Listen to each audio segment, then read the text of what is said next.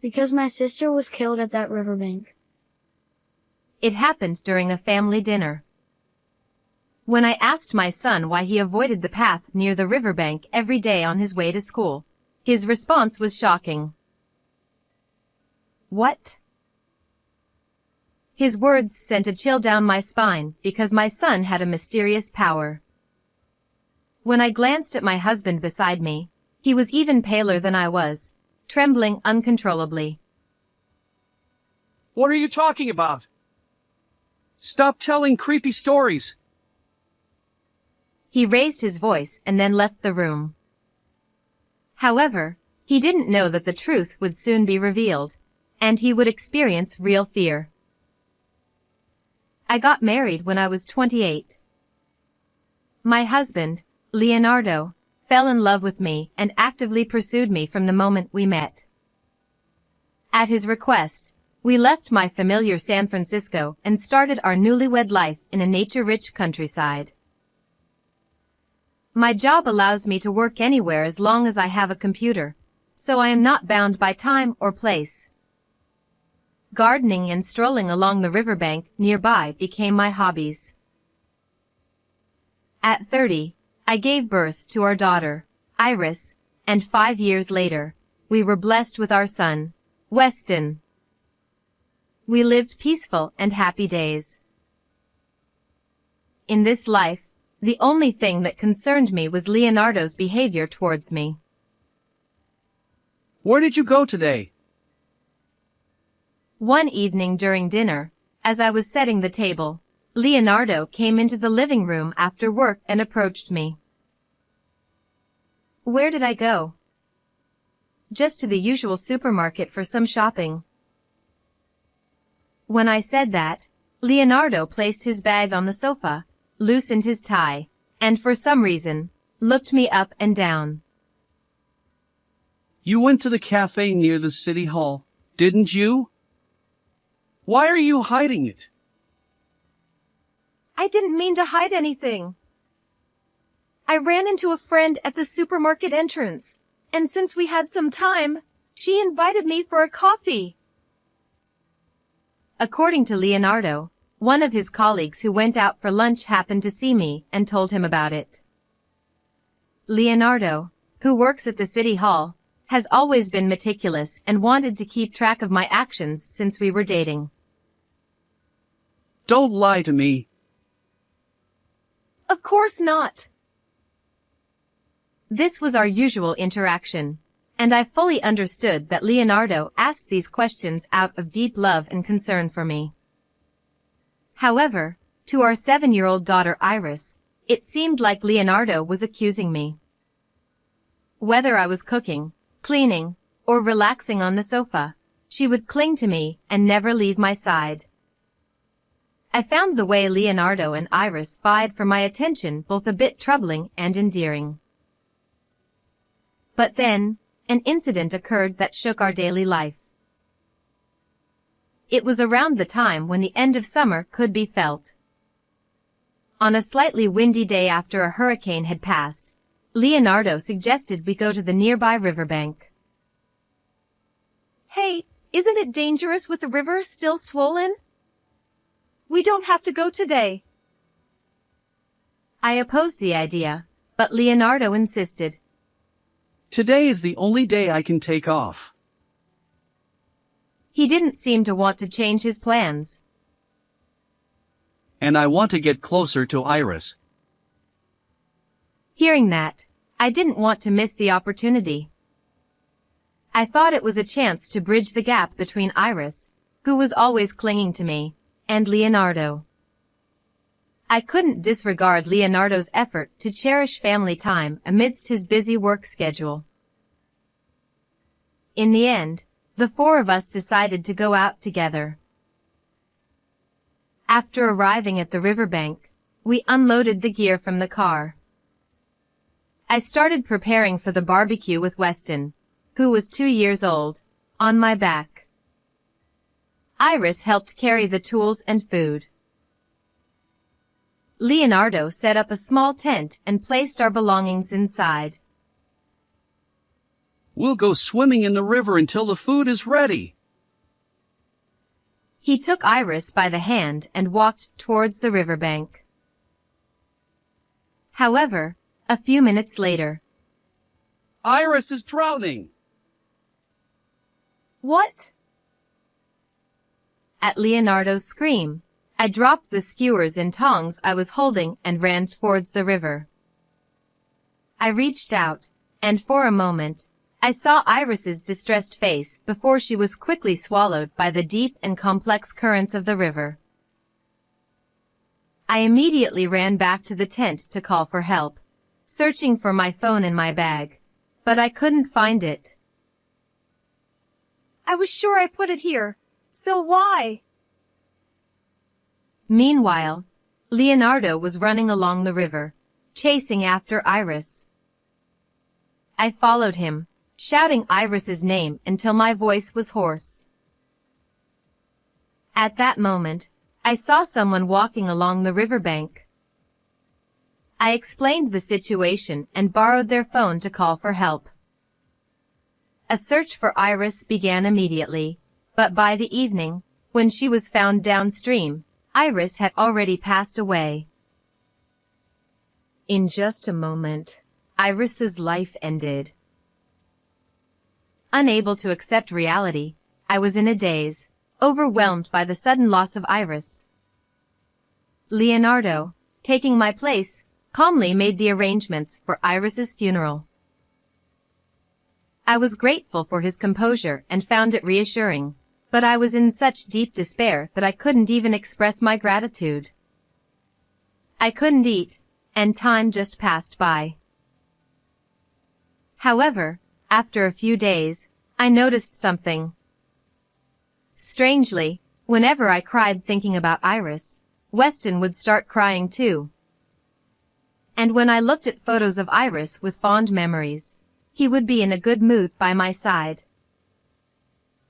It feels like he understands my feelings.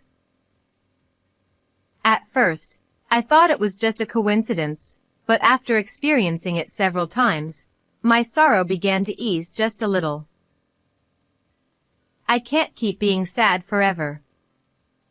I have to raise Weston well, for Iris's sake too. I vowed to cherish the future I would walk with Weston. 5 years passed, and Weston was now 7 years old. One day, while the three of us were having dinner, I remembered that Weston's teacher had called earlier that day. "Weston, the school called and said you haven't been using the path near the riverbank to go to and from school.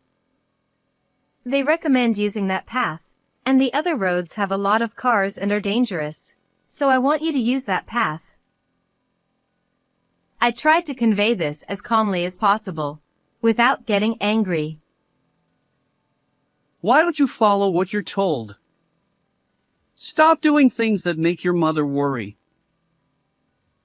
You don't have to say it like that. Maybe there's a reason? I admonished Leonardo, who was glaring at Weston, and looked into Weston's face. He was a quiet and gentle boy who wouldn't break rules without a reason. Then, Weston put down the fork he was holding and looked straight at me. I don't want to pass by that riverbank because Iris was killed there. What? I was so shocked by Weston's words that I could barely respond. But Leonardo, who was next to me, turned even paler. What's wrong? You look pale. No, it's just that Weston suddenly said something creepy. Leonardo stammered as he answered. Don't say things that make me lose my appetite. He scolded Weston and went to his room, even though we were still in the middle of dinner. I felt suspicious of Leonardo's behavior. This was because I had experienced strange things before, as if Weston could foresee danger or the future. One day, while driving on our usual route, Take that way today. Weston insisted. I changed the route, puzzled, and found that the road we were supposed to take had a head-on collision between a truck and a car. If I hadn't listened to Weston, my car would have been caught in the accident. Another day, while walking, we passed by an elderly woman in the neighborhood, and suddenly Weston shouted, Ambulance. I looked around but saw no ambulance. Right after that, the elderly woman collapsed, and because I called immediately, her life was saved. Not only that, but at home, he would say things like, someone is crying, someone is looking for something, or I hear someone calling. Weston didn't say such things in front of Leonardo because he knew he would be scolded for saying unscientific things. The day after I heard the reason why Weston avoided the path near the riverbank on his way to school. I was watching Weston play with a shovel in the garden while working in the living room. He was digging around the garden, and after a while, Mom, look at this. He brought me a cookie tin that seemed to have been buried in the soil. Where did you find this? I recognized the tin. It had a flower illustration on it, and It's cute. I'll make this my treasure box. Iris had said that and cherished it. It was buried over there. Weston pointed to the vegetable garden where I plant herbs. It's a place only I touch because Leonardo dislikes the smell and never goes near it. I took a deep breath to calm my racing heart and gently opened the tin. Inside, along with toy accessories, shiny stones, and letters from friends, was a letter written by Iris. This is... I was shocked by its contents and remembered what Weston had said the day before. Suddenly, I had an idea and started searching for some data on my computer. When I found what I was looking for and confirmed its contents, I was trembling with anger. That night, I asked Leonardo to make time for a talk. What is it? Why so formal? I have questions about your actions on the day Iris died. I took a deep breath and sat facing Leonardo. Do you remember what Weston said yesterday? That Iris was killed. Your face suddenly changed color then. Why? At that moment, Leonardo quickly looked away. I told you, didn't I? Weston says creepy things. It just freaked me out. Is that really true? Or were you so flustered because what he said was true? What? Suddenly, Leonardo became irritable, slammed the table, and stood up from his chair. But I gave him a cold stare. Can you still say that after seeing this? Don't lie to me. I placed the letter from Iris, which was in the tin she cherished, in front of Leonardo. It contained numerous cruel words Leonardo had said to her, such as your mother hates you and you're a nuisance. Just disappear. The content was unbearable to read. I wondered how Iris must have felt. Her newly learned English was clumsy, but the content was so inappropriate that it brought me to tears many times.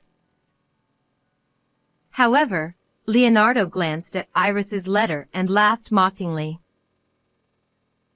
This is just Iris's delusion. Do you have any proof that this is true? I didn't answer that and silently opened my laptop. What is this? What was displayed was footage from a dashcam.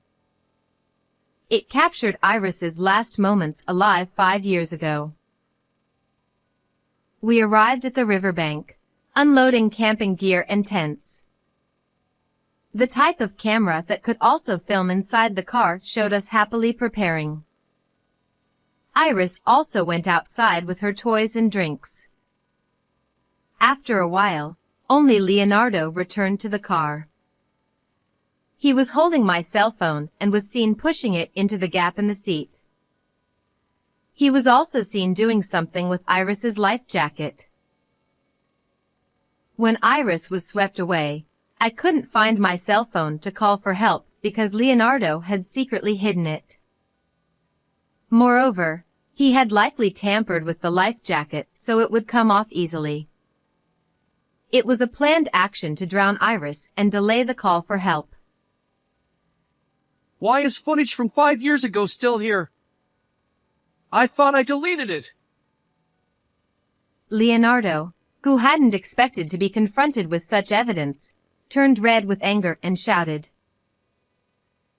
I wanted to keep Iris's last moments, so I saved it on my computer. It was too painful to watch for years. But after Weston's words, I thought maybe.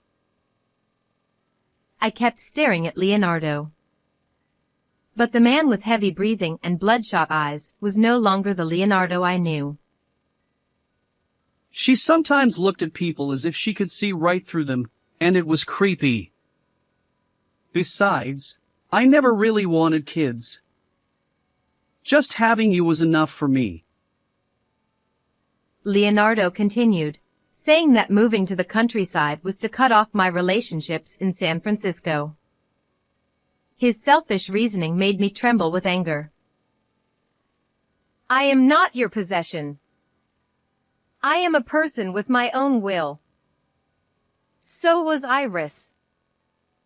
Taking a life for your selfish reasons is unforgivable. Thinking of Iris's regret, tears flowed uncontrollably. I can't live with you anymore. I'm divorcing you. That's the one thing I can't allow. I will never let you go. At that moment, Weston, who I had told to stay in another room, opened the living room door. He must have heard our shouting. Weston, get out. Go back to your room. Leonardo shouted angrily, but Weston, unafraid, stared at him intently. Dad, let Mom go. The moment Weston's quiet voice echoed in the living room, I was startled. It sounded like Iris's voice. Leonardo was also shocked, his eyes wide open. I knew you hated me. But did you hate me enough to kill me? Leonardo turned pale and began to tremble. Stop it! You drowned me in the river and thought you could stay with Mom forever? Stop it! Please! Leonardo cried out, clutching his head and collapsing to the floor, muttering repeatedly. I'm not wrong. I'm not wrong. I hugged Weston tightly. Surely, Iris was also within him. I love both Iris and Weston. I'm sorry I couldn't protect you from your father. I understand how you feel, Mom. Don't worry. But I wish we could have spent more time together. Weston said with a slight smile, his face overlapping with Iris's image. Encouraged by that smile, I turned to Leonardo. Please atone for your sins properly. And apologize to Iris. I called the police on the spot, and Leonardo, with his head hung low, was taken away. After that, Leonardo was arrested and sentenced to a long prison term for driving our child to death. I divorced him and demanded $150,000 in alimony and child support, which was paid in full from the division of property, ending my relationship with Leonardo. 5 months have passed since then. I am spending quiet days with Weston. He no longer avoids the path near the riverbank and has stopped making strange remarks. I had avoided the river since Iris disappeared, but recently, Weston and I often go for walks there again. When we reach the riverbank, it has become a habit to float flowers we picked along the way down the river. Do you think these flowers reach Iris? Of course. I'm sure she's happy. As I gaze at the sparkling water surface, Iris's smile comes to mind. Like this gently flowing river, we too will walk towards a happy future. How did you like this story? Please subscribe to the channel. See you in the next video.